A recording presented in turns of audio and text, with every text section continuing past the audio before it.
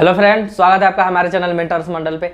आज की इस वीडियो में मैं आपको बायोलॉजी का बहुत ही इंपॉर्टेंट टॉपिक पढ़ाने वाला हूँ, जिससे क्या होता है बहुत ज़्यादा लड़कों की कन्फ्यूजन रहता है और एग्जाम में बहुत सारा क्वेश्चन पूछा गया है। ठीक है, इससे तो इसमें हम पढ़ने वाले हैं नर्वस सिस्टम के बारे में। देखिए, नर्वस सिस्टम में बच्चों का क्या है ना कि बच्चे बेसिकली ब्रेन पढ़ के चल जाते हैं, यानी ब्रेन के बारे में स्टडी कर लेते हैं, समझते हैं नर्वस सिस्टम पढ़ लिए, लेकिन ऐसा नहीं है। क्वेश्चन और भी ब्रेन के रिलेटेड नर्वस सिस्टम में बहुत सारी बातें होती है। क्वेश्चन वहाँ से पूछा है प्रीवियस ईयर, अगर आप देखे होंगे तो हम डिटेल पढ़ने वाले हैं आज के वीडियो में। तो ब्रेन का जैसे पार्ट 2 में ही हम ब्रेन पढ़ेंगे। आज ब्रेन के अलावा जितना चीज़ नर्वस सिस्टम में होता है जो पढ़ना चाहिए वो सब हम पढ़ने वाले हैं। ठीक, आप अगर नए हैं तो प्लेलिस्ट खोलिए, उस पर बहुत सारे वीडियोज़ आपको मिलेंगे। हमने डिटेल बहुत सारा वीडियो बनाया है फिजिक्स, केमिस्ट्री, बायोलॉजी का। तो पहले हम आपको यहाँ बताते हैं नर्वस सिस्टम क्या होता है। तो देखिए, स्टार्ट करते हैं। हम इतना उस समय बकबक कर रहे हैं 1 मिनट से, शायद वो बकबक क्यों कर रहे हैं? क्योंकि हमें क्या बोलना है क्या नहीं, इसके लिए कौन बैठा है भाई? दिमाग बैठा है। वो क्या कर रहा है, हमारे पूरे बॉडी के जैसे हाथ का मूवमेंट कैसा होना चाहिए, फेस का एक्सप्रेशन कैसा होना चाहिए, सब कैसा होना चाहिए, कौन डिसाइड कर रहा है? ब्रेन। कोई ना कोई एक सिस्टम है जो क्या कर रहा है, इस चीज़ को डिसाइड कर रहा है, जिसको क्या कहते हैं? ब्रेन कहते हैं। नहीं सोचने समझने जो कुछ हमसे करवा रहा है, नहीं करवा रहा है, सब कौन करवा रहा है? ब्रेन है इसके पीछे। तो अब ये ब्रेन हम कल पढ़ेंगे, बताया ना, ब्रेन और स्पाइनल कॉर्ड कल पढ़ेंगे। तो देखिए, जो नर्वस सिस्टम है किस चीज़ से मिलकर बना है, तो इसमें मेन जो भूमिका होता है ब्रेन का होता है और स्पाइनल कॉर्ड का होता है। लेकिन ये जो ब्रेन और स्पाइनल कॉर्ड है ये किस चीज़ से मिलकर बना है? वो यानी कोई ना कोई सेल से मिलकर बना होगा, क्योंकि हमारा बॉडी एक सेल से बना है। तो ये एक सेल से, स्पेशल सेल से मिलकर बना है, जिसका नाम है न्यूरॉन। यानी हमारा जो नर्वस सिस्टम है, ये कोई तंत्रिका जो टिश्यू है, ऊतक है, किससे बना है? न्यूरॉन सेल से बना है। तो ये पूछे कि किससे मतलब, तो पता है आपको क्या कहते हैं? न्यूरॉन को हम क्रियात्मक और रचनात्मक इकाई कहते हैं, यानी फंक्शनल और स्ट्रक्चरल यूनिट कहलाता है। कौन?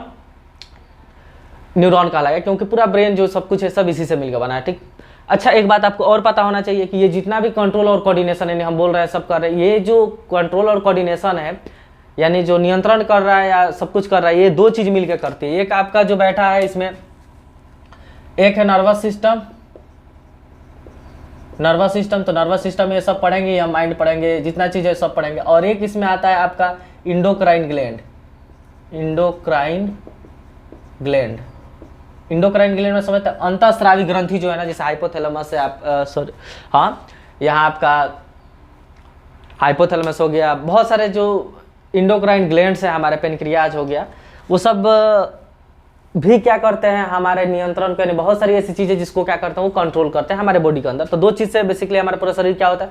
कंट्रोल होता है। इसमें हम पढ़ेंगे नर्वस सिस्टम, इंडोक्राइन ग्लैंड के बारे में, अंतःस्रावी ग्रंथि के बारे में दूसरे वीडियो में पढ़ेंगे। ठीक, तो देखिए, अब हम बात करते हैं तंत्रिका ऊतक के बारे में। बता दिए कि तंत्रिका ऊतक है किससे मिलकर बना है दोस्त? उसका सबसे जो सेल है, उस सेल का स्पेशल नाम है न्यूरॉन। न्यूरॉन के बारे में खास बात आपको ये ध्यान रखना है। देखिए कि न्यूरॉन जो सेल होता है ना, यहाँ आपको स्ट्रक्चर एक दिख रहा होगा, हमने पहले से बनाकर लिख कर रखा है, वीडियो छोटा बने। ये जो न्यूरॉन है हमारे शरीर की सबसे लंबी सेल है, यानी पूछे कि हमारे मानव शरीर की सबसे लंबा कोशिका कौन है, तो कौन है? न्यूरॉन है। और एक बात और इसमें खासियत आप जानते होंगे कि सेल के अंदर हमारा शरीर ऐसे क्यों बड़ा हो रहा है, कोई चीज घाव हो क्यों भर जाता है? क्योंकि हमारे से बॉडी में क्या होता है? सेल डिवीजन होता है, यानी एक सेल दूसरे सेल में क्या होता है? डिवाइड करती है, जिससे नए सेल का निर्माण होता है, तो हमारा बॉडी ग्रो होता है, मोटा होता है, या घाव भर जाते हैं। लेकिन न्यूरॉन सेल के साथ ऐसा नहीं है। न्यूरॉन सेल ऐसी सेल है कि ये सेल डिवीजन ही नहीं करती है, यानी जितना है भाई उतना ही है, नया नहीं बनेगा कोई भी न्यूरॉन। इसका फायदा घाटा आपको अभी बताएंगे। तो अब देखिए, इस एक हो गया, एक है आपका न्यूरोग्लिया, जिसको गिलियल कोशिका कहते हैं। क्या कहते हैं? गिलियल कोशिका। देखिए, दो तरह का सेल होता है। तो एक बात बताइए, हम कह रहे हैं कि भाई हमारा पूरा जो माइंड है बना है न्यूरॉन से, और न्यूरॉन में भाई बता दिए कि ये तो क्रियात्मक और रचनात्मक है, यानी इसी से मिलकर बना है और इसी से सब कुछ कंट्रोल होता है। किससे? न्यूरॉन से। एक बात और ध्यान रखिएगा कि अब हम कभी कभी नर्व भी कहेंगे, तो ग्रुप ऑफ न्यूरॉन होता है ना, ग्रुप ऑफ न्यूरॉन है। न्यूरॉन के ग्रुप को हम क्या कहते हैं? नर्व कहते हैं, यानी तंत्रिका कहते हैं। क्या कहते हैं? नर्व। क्या कहलाता है? नर्व, यानी तंत्रिका कहते हैं। तो कभी भी नर्व कहेंगे तो आप समझिए कि बहुत सारे उसमें न्यूरॉन का ही बात हो रहा है। तो फंक्शनल और जो आपका स्ट्रक्चरल यूनिट होता है न्यूरॉन।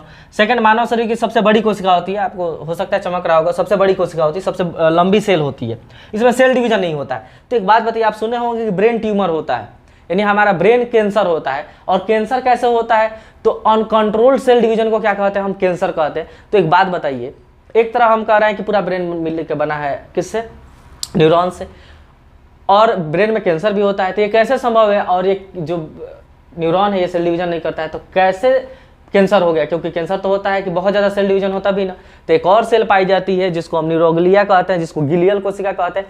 तो कभी पूछे ना कि किसके अनकंट्रोल सेल डिवीजन से ब्रेन ट्यूमर होता है, तो इसका अनकंट्रोल सेल डिवीजन को कैंसर कहते हैं, और इसमें स्पेशल नाम है माइंड के कैंसर को क्या कहते हैं, ट्यूमर कहते हैं, ट्यूमर। तो जो गिलियल कोशिका होती है सेल डिवीजन इसमें होता है, बहुत कम होती है। ये सपोर्ट करती है, प्रोटेक्ट करती है किसको, न्यूरॉन को, और न्यूट्रिशंस भी देती है। और इन्हीं में क्या होता है, इरेगुलर सेल डिवीजन होता है, अनकंट्रोल सेल डिवीजन तो क्या हो जाता है, ट्यूमर हो जाता है। तो ट्यूमर होता है इसकी वजह से। अब एक आप बात बताइए, आप सोचे कि हम बता दिए कि सब कुछ ब्रेन का न्यूरॉन से है, न्यूरॉन सेल डिवीजन नहीं होता है। तो आप सोचे होंगे कि कभी आपको जो सरकार है क्यों कहती है कि पुलिस हेलमेट लगा के चलिए, क्योंकि पता है उसको कि भाई जो हमारा न्यूरॉन है, मतलब ये जो सेल है इस दिमाग में पूरे न्यूरॉन सेल, ये 10 गो भी डैमेज हुआ तो फिर वो दोबारा बनने वाला है नहीं। हाथ पैर के लिए बोलती है कि भाई हाथ टूट जाए, पैर टूट जाए तो जान नकली भी लग जाएगा, घाव कट जाए फिर भर जाएगा, लेकिन न्यूरॉन का एक भी सेल डैमेज हुआ तो दोबारा वो रिपेयर नहीं हो सकता। और मान लीजिए कोई ऐसा नस आपका, मान लीजिए इस हाथ का जो नर्व है गया है जो कंट्रोल कर रहा है, बाय द वे उसमें चोट लगा, उसको कुछ हो गया, तो फिर ये नर्व दोबारा सही नहीं हो सकती, तो ये हाथ हमेशा के लिए ऐसे ही रह जाएगा। ठीक है, ऐसे ही करके चलना पड़ेगा। समझ रहे हैं ना। तो माइंड को बचाना क्या है, बहुत ही ज़रूरी होता है, क्योंकि ये सेल एक बार अगर डैमेज हो गई तो दोबारा फिर रिपेयर नहीं होती है, वो लाइफ टाइम आपको मतलब दिक्कत पैदा करेगी। तो ये चीज़ समझे। अब हमने देखिए न्यूरॉन से स्ट्रक्चर से बहुत सारा सवाल पूछा है प्रीवियस ईयर एग्जाम में, जैसे हमने यहाँ तो स्ट्रक्चर बनाया है न्यूरॉन का, आप ये उम्मीद करते हैं ये चीज़ समझ चुके होंगे। अब देखिए इसमें इंपॉर्टेंट बात आपको क्या याद रखना है, सबसे इंपॉर्टेंट बात आपको ये ध्यान पर रखना है दोस्त, कि ये जो ऊपर वाला भाग है ना, ये आप देख रहे हैं ऐसे चुड़ैल के झोंटा की तरह, ये सब झोंटा समझते हैं, बाल, इसको हम पता है क्या कहते हैं, इसको कहते हैं डेंड्राइन, डेंड्राइन कहते हैं। इसको ध्यान आप इंग्लिश ही नाम याद रखिएगा, ठीक है, नहीं तो हिंदी याद कीजिएगा ना, इसमें तो बहुत प्रॉब्लम होगा। ठीक है, डेंड्राइन कहते हैं, क्या कहते हैं, डेंड्राइन। तो ये वाला जो ये स्ट्रक्चर, इसको क्या कहते हैं, डेंड्राइन। अच्छा, इस पूरे को हम पता है क्या कहते हैं, इस पूरे को कहते हैं हम सेल बॉडी, क्या कहते हैं, सेल बॉडी, अच्छा है, और साइटोन, क्या कहते हैं, साइटोन। तो ये ध्यान रखना है, पूरे को क्या कहते हैं, सेल बॉडी या साइटोन, यानी मेन सेल का बॉडी क्या है, यही है। ये पूरा एक सेल हम बनाए हैं किसका, न्यूरॉन का। अब एक बात बताइए, ये चीज़ समझे कि डेंड्राइन, अब डेंड्राइन का काम क्या है, तो आपको ध्यान रखना है डेंड्राइन के बारे में कि जो सूचना है ना, यानी जो इन्फॉर्मेशन है, सूचना को यही एक रिसीव करती है, सूचना को रिसीव करने का काम किसका है दोस्त, तो रिसीव करने का काम है डेंड्राइन का। यानी जो कुछ हो रहा है, जैसे मान लीजिए हमने किसी चीज़ को, गर्म चीज़ को छुआ, तो वहाँ से क्या होगा ना कि कुछ ना कुछ मैसेज गया, सेंस ऑर्गन हमारा, इससे होते होते माइंड को एक मैसेज भेजी है, तो मैसेज को कौन रिसीव किया, तो वो रिसीव करता है कौन, डेंड्राइन। यानी किसी मैसेज को रिसीव, पूछे कि कौन मैसेज को रिसीव करता है, डेंड्राइन करता है। और ये डेंड्राइन से मैसेज रिसीव होते हैं, इससे होते होते कहाँ आता है, यहाँ आता है। और ये जो आप लाइन देख रहे हैं पतला सा, इसको हम पता है क्या कहते हैं, इसका स्पेशल नाम है जिसको बोलते हैं एक्सॉन। इसको क्या बोलते हैं, एक्सॉन, एक्सॉन बोलते हैं, एक्सॉन, एक्सॉन, हाँ एक्सॉन, इसको एक्सॉन बोला जाता है। ठीक, ये जो लाइन है यहाँ से यहाँ तक क्या पता पूछता है कि जो लंबी एक संरचना होती है उसको क्या कहते हैं, एक्सॉन कहते हैं। तो ध्यान से समझिएगा, ये जो इन्फॉर्मेशन रिसीव करती है, और यहाँ से इन्फॉर्मेशन है ना, जैसे पूछे कि इन्फॉर्मेशन किस तरह हमारे शरीर में चलता है एक जगह से दूसरे जगह, तो ये चलता है आपका इलेक्ट्रिक इम्पल्स, यानी विद्युत आवेश के, विद्युत आवेग के फॉर्म में चलता है। ये समझिए कि आयंस के फॉर्म में क्या होता है, ये सूचना यहाँ से यहाँ तक चलती है, किसके फॉर्म में दोस्त, आयंस के फॉर्म में, समझे। या यूं कहिए कि इलेक्ट्रिक इम्पल्स, विद्युत आवेग के फॉर्म में क्या होता है, सूचना चलता है सेल के अंदर, सॉरी मतलब यहाँ किस में चलेगा, विद्युत आवेग के फॉर्म में। लेकिन जैसे ही यहाँ आता है तो देखिए इस वाले जो पार्ट है ना, ये इंडिंग हो जाता है और यहाँ खाली स्थान होता है। जैसे ये एक न्यूरॉन का क्या हुआ है, इंड हो गया, दूसरा न्यूरॉन फिर यहीं से शुरू होगा, मतलब यहाँ से ऐसे, फिर ऐसे ऐसे ऐसे ऐसे ऐसे ऐसे करके शुरू होगा दूसरा न्यूरॉन, फिर यहाँ से दूसरा न्यूरॉन क्या होगा, शुरू होगा। तो इन दोनों के बीच में खाली जगह होता है, इन दोनों के बीच में खाली जगह होता है। इस खाली जगह को कहते हैं हम सिनेप्टिक दरार, सिनेप्टिक, इंग्लिश में यही कहते हैं सिनेप्टिक दरार या लोब्स, इंग्लिश में सिनेप्टिक लोब्स कहते हैं। पूछेगा कि दो न्यूरॉन के बीच के खाली जगह क्या कहते हैं, सिनेप्टिक नोब कहते हैं। आप सबसे इंपॉर्टेंट चीज ये पूछा एग्जाम में कि दो न्यूरॉन के जंक्शन को, यानी दो न्यूरॉन के संधि को, दो न्यूरॉन के ज्वाइंट को क्या कहते हैं, तो सिनेप्स कहते हैं। एग्जाम में आप देखिए, रेलवे के एग्जाम में पूछा हुआ क्वेश्चन है कि जहाँ दो न्यूरॉन मिलते हैं, ये दो न्यूरॉन मिल रहे हैं ना, तो इस जगह को सिनेप्टिक दरार कहेंगे। लेकिन सिनेप्स किसे कहते हैं, तो दो न्यूरॉन को, जंक्शन को, सिनेप्स दो न्यूरॉन के जंक्शन, जंक्शन समझ रहे हैं ना, जहाँ दो चीज मिलता है, जंक्शन का ये है, ज्वाइंट का लीजिए, ज्वाइंट को क्या कहते हैं, सिनेप्स कहते हैं, याद रखिए पूछा हुआ क्वेश्चन है। तो आप समझे कि यहाँ से क्या होगा, इन्फॉर्मेशन रिसीव होगा। अब देखिए ये जो इन्फॉर्मेशन है ना, यहाँ तक आएगा इलेक्ट्रिक इंपल्स के फॉर्म में, लेकिन यहाँ से क्या बोलते हैं उसको, केमिकल का फॉर्म में, यहाँ आते हैं किस में हो जाता है, केमिकल का फॉर्म में वो चेंज हो जाता है। यहाँ से आएगा इलेक्ट्रिक इंपल्स का फॉर्म में, यहाँ आएगा केमिकल का फॉर्म में। इतना चीज़ आपसे नहीं पूछेगा, या आपको नहीं भी समझ में आया तो छोड़ दीजिए। इसको हम न्यूरोट्रांसमीटर फ्लूइड कहते हैं। क्या कहते हैं, न्यूरोट्रांसमीटर फ्लूइड। तो कभी पूछे ना कि दो न्यूरॉन के बीच जो सिनेप्टिक दरार होता है उसमें कौन, मतलब उसमें सूचना किस फॉर्म में चलती है, तो न्यूरोट्रांसमीटर के फॉर्म में। किसमें, न्यूरोट्रांसमीटर। पूछेगा तो पूछेगा, नहीं तो ये नहीं पूछा। ये आपको ध्यान रखना, दरार का नाम ये है, जंक्शन का नाम सिनेप्स होता है। सूचना कहाँ से रिसीव होती है, तो आपका डेंड्राइन से, और किसके थ्रू होकर जाती है, एक्सॉन के थ्रू होकर जाती है। समझ में आया। और देखिए ये एक्सॉन में है, यहाँ आपका होता है, एक्सॉन में आपको यहाँ होता है न्यूक्लियस, यहाँ क्या है, इसका न्यूक्लियस, और इसमें आपका क्या बना है, प्रोटोप्लाज्म बना है, साइटोप्लाज्म। ये न्यूक्लियस होता है, ये केंद्रक है। समझ में आया। अब पूरा इसको कहता है साइटोन, इतना समझे आप। अब देखिए एक बात और,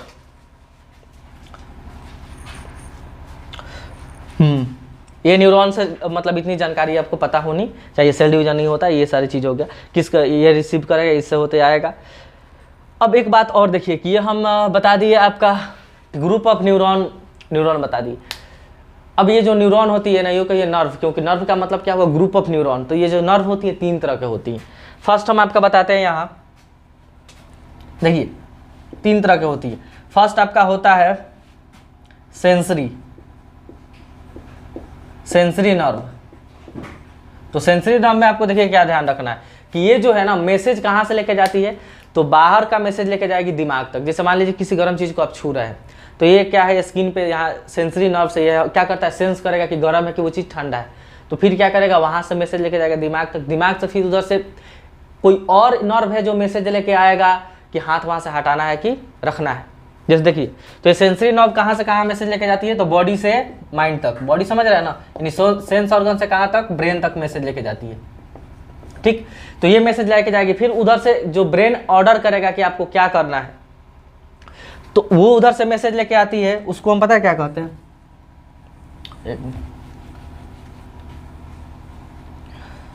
सेकंड वाले उसको कहते हैं हम मोटर नर्व। क्या कहते हैं, मोटर नर्व। तो मोटर नर्व कहाँ से मैसेज लाएगी, तो ब्रेन से बॉडी तक, यानी ब्रेन से मैसेज लाएगा कि आपको क्या करना है। कोई चीज़ आप छुए हैं, गर्म है, तो वहाँ से मैसेज आएगा। एक ये वाली नर्व मैसेज लेकर चलिए, नर्व नहीं समझ आए तो समझिए कि तार है, एक तरह का क्या है, शरीर में तार है, नस है, जो क्या करता है, मैसेज को लेके आता जाता है। थर्ड आपका एक होता है रिले नर्व। रिले नर्व पता है क्या है, ये आपका माइंड या स्पाइनल कॉर्ड में होता है, जो कि सेंसरी और मोटर नर्व को कनेक्ट करता है। यानी मान लीजिए एक सेंसरी नर्व गई है यहाँ से दिमाग तक, फिर ये दोनों नर्व कहीं ना कहीं क्या होता है, ज्वाइंट होते हैं, जहाँ से वहाँ से मैसेज फिर ये लेकर मोटर नर्व आती है कि आपको क्या करना है। कोई चीज़ आप छू रहे हैं तो वहाँ से हाथ हटाना है, किसी चीज़ को पकड़ना है। तो वो दोनों को ज्वाइंट को हम क्या कहते हैं, रिले नर्व कहते हैं। तो ये चीज़ समझे कि बाहर का मैसेज लेके जाएगी, जैसे कोई साउंड है आप सुन रहे हैं, यहाँ से मैसेज लेके जा रहा है माइंड तक, तो सेंसरी नर्व लेकर आएगा। मोटर नर्व वहाँ से दूसरा मैसेज लेकर आएगा कि आपको क्या करना है, कान बंद करना है कि और सुनना है। रिले नर्व क्या है, तो दोनों के ज्वाइंट को बोलते हैं। अब हम बताते हैं कि ये सब मिटा के कि क्या होता है, इसके जैसे नर्वस सिस्टम का कितना सारा टाइप होता है। ठीक, इससे भी बहुत सारे क्वेश्चन पूछता है, तब तक आप इसके स्क्रीनशॉट ले सकते हैं।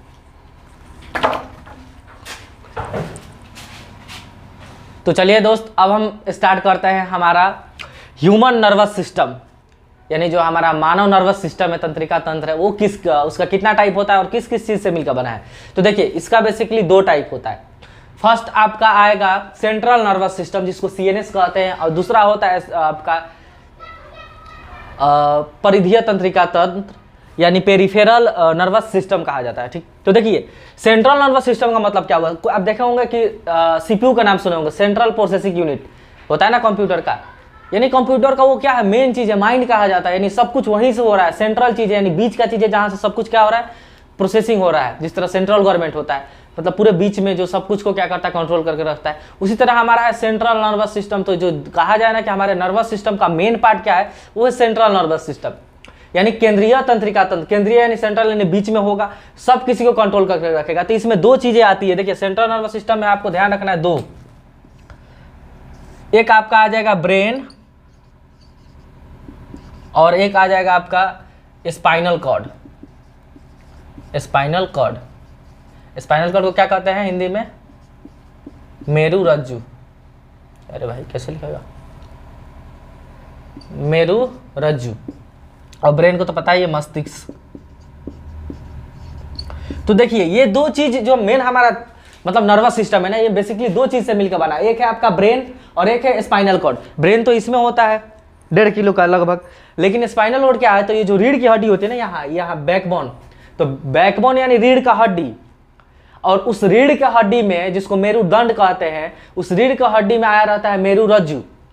यानी जो आपको हम पढ़ाए थे कितना होता है आपका रीढ़ का हड्डी होता है 33 को। उस रीढ़ का हड्डी जैसे इस तरह रीढ़ का हड्डी, जैसे मान लीजिए रीढ़ का हड्डी है और इसमें ये जो तार इस तरह ये दिखाई दे रहा है, इस तरह का आपका तार समझिए, बहुत सारा नर्व नहीं, तार का झोंका आया है इधर से, यहाँ से सब तार का झोंका आके इधर से यहाँ फोरामेन एगो साइड होता है, बताएंगे यहाँ से ढुकते ढुकते कहा गया माइंड में गया है, तो इसको हम कहते हैं स्पाइनल कॉर्ड। तो इस जो बीच में होता है तार का बहुत सारा समझिए झोंका है, नर्व है जिसको स्पाइनल कॉर्ड कहते हैं। ये भी क्या करता है? कंट्रोल। तो आपको ध्यान रखना है कि मान लीजिए अगर हम इसको इस तरह माइंड बना दें, ये क्या है भाई, लड़की सबका बन गया, रुकिए,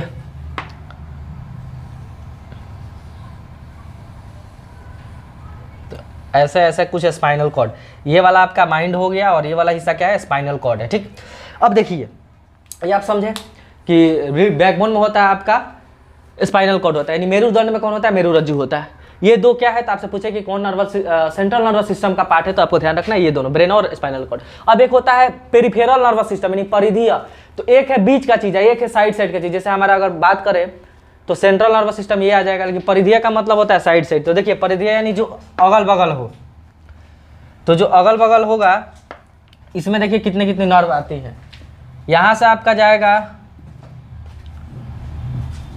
12 नस आपका माइंड से निकला रहता है, दिमाग से कितना? 12 नहीं 12 जोड़ी, 12 पेयर नस, यानी ये तो कि कहिए कि 12 पेयर नर्व जो आपका किससे निकला रहता है? दिमाग से निकला रहता है। और 31 जोड़ी नर्व यहाँ इससे निकला रहता है, स्पाइनल कॉर्ड से 31 जोड़ी, जो कि शरीर के हर एक अंग में क्या किया गया है? यहाँ से गया है। 31 जोड़ी यहाँ से निकलता है, किससे? 31 जोड़ी निकलता है आपके स्पाइनल कॉर्ड से, और 12 जोड़ी किससे निकलता है? आपका माइंड से। तो ये दोनों नर्व को मिला के इनको हम क्या कहते हैं? पेरिफेरल का हिस्सा है। तो पेरिफेरल में कौन आ जाएगा? आपका ये नसें आ जाएंगी, कितनी?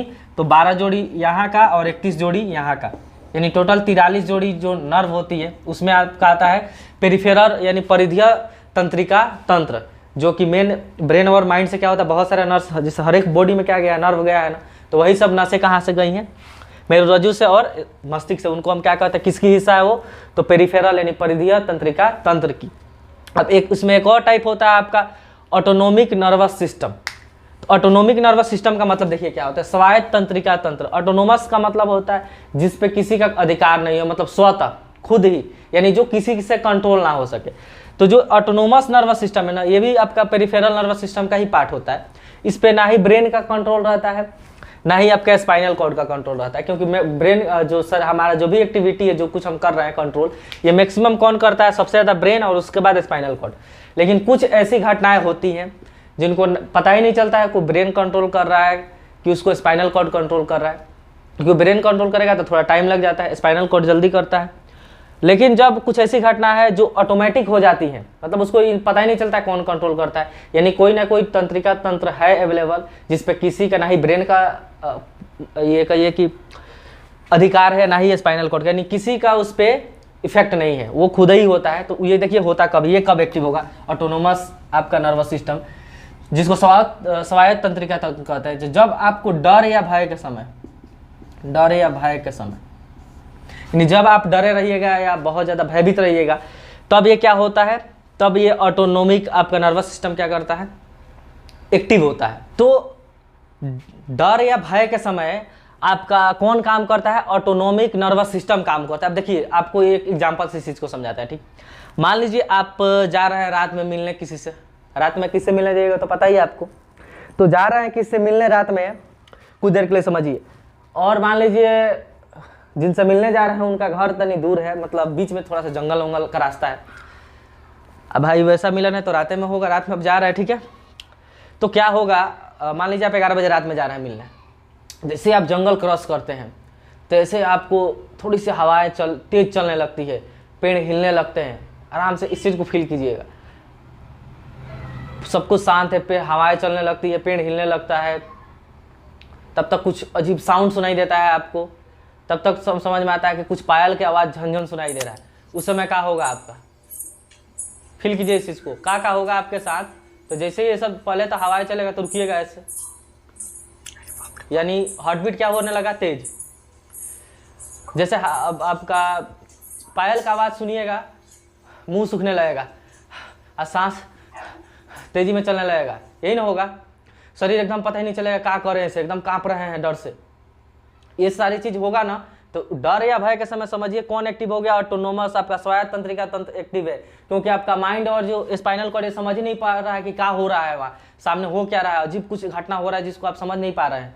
तो जब आपको कुछ ना समझ में आए, डर भय लगे, तो कौन एक्टिव हो जाता है, ऑटोनोमिक नर्वस सिस्टम। और जब ये एक्टिव होगा तो आपको क्या हुआ, आप बताइए क्या कर सकते हैं। पहला कि आपका ब्लड प्रेशर बढ़ेगा।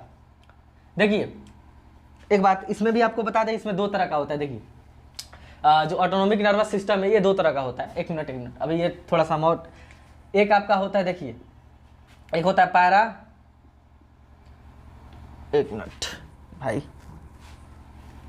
जो बात बोले हैं वही है, थोड़ा सा लिख नहीं